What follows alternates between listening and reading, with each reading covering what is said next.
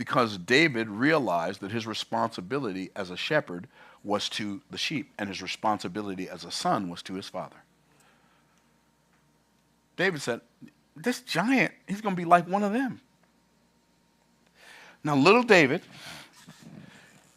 is getting ready to fight big Goliath. Now, you got to understand, Goliath is so big, the entire military ran and hid from him for 40 days and 40 nights. That's a big joker.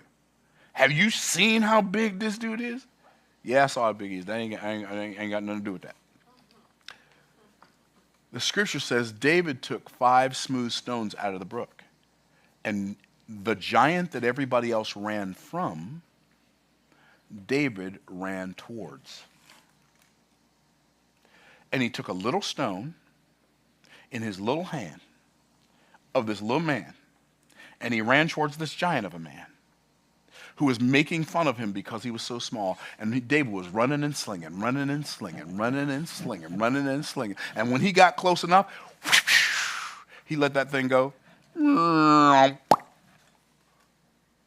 Stone hit him right in the middle of the forehead. And the scripture says the stone sunk in. David had some force behind that sling. Goliath, it hit him so hard, that joker fell on his face to the ground. You know what it says next? But there was no sword in the hand of David. He ran, stood on Goliath's back, took the sword from Goliath's sheath, and severed that giant's head. Who did that? A boy, a youth, who just slew a man of war from his youth. And then the Israelites pursued the Philistines. It's so fascinating. It's a little off topic, but it's fascinating.